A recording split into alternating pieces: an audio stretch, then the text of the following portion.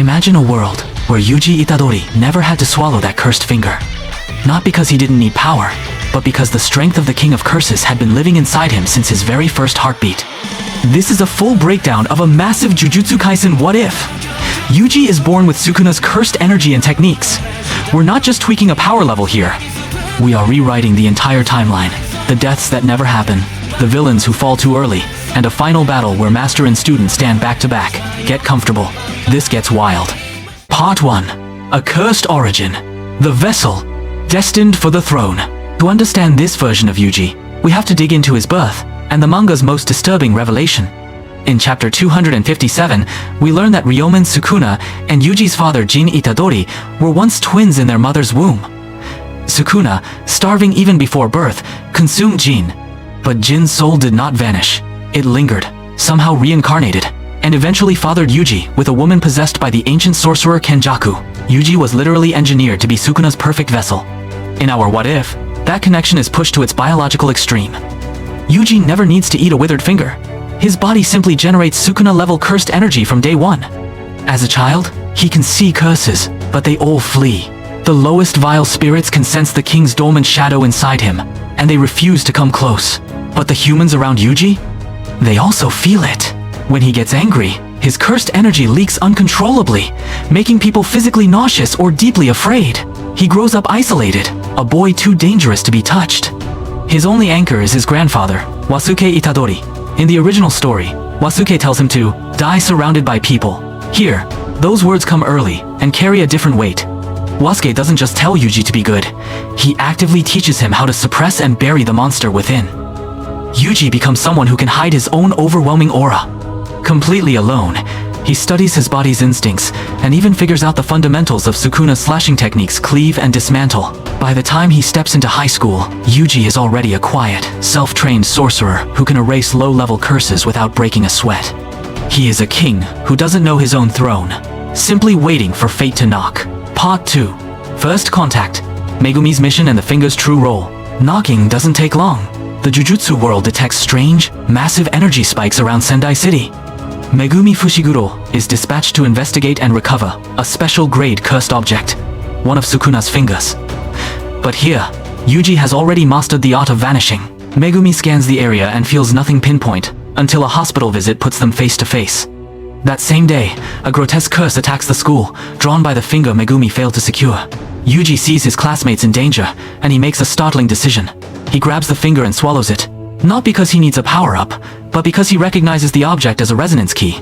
By consuming it, he can fuse its signal with the ocean of power already sleeping inside him, forcing an immediate surge he can direct. The instant Sukuna awakens inside Yuji, he is genuinely shocked.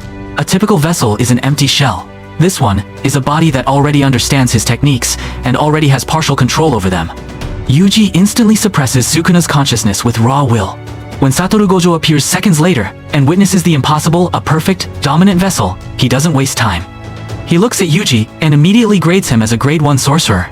No probation, no slow burn. Yuji is pulled straight into Jujutsu High as a frontline asset. The game has officially changed. Part 3. The Butterfly Effect. Saving Junpei and crushing Hanami. The first massive ripple hits during the confrontation with the special grade curse Mahito. In the canon timeline, Mahito's idol transfiguration twists Junpei Yoshino into a monster, breaking Yuji emotionally. Here, that tragedy never gets the chance. Because Yuji was born with Sukuna's power, he automatically perceives the contours of the soul.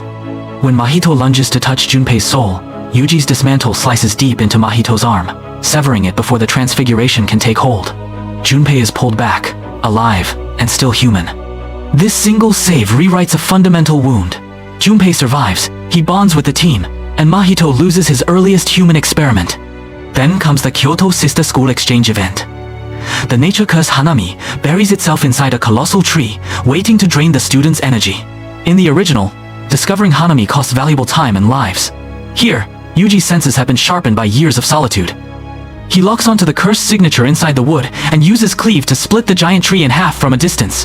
Hanami is forced out and obliterated before the battle can escalate.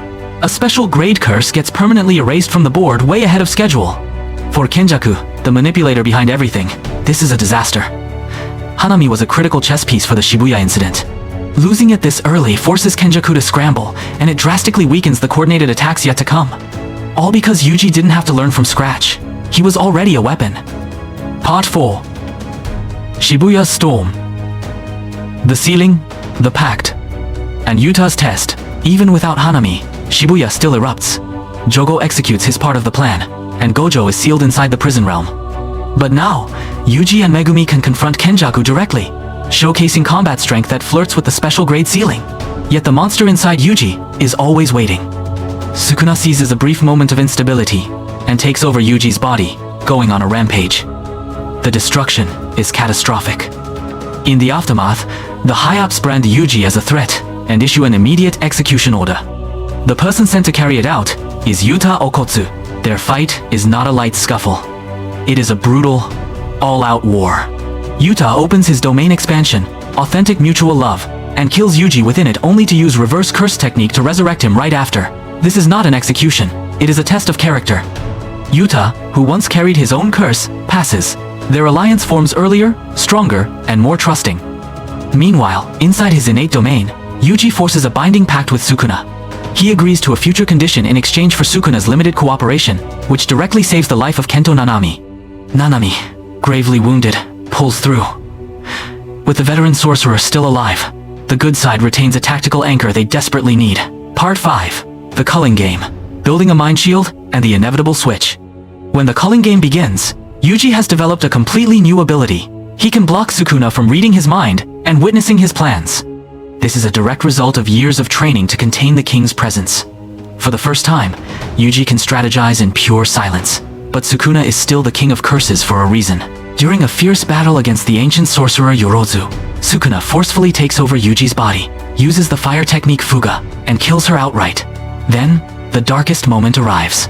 Sukuna exploits the chaos and rips his soul out of Yuji, transferring it into Megumi Fushiguro's body. It feels like the cruelest loop.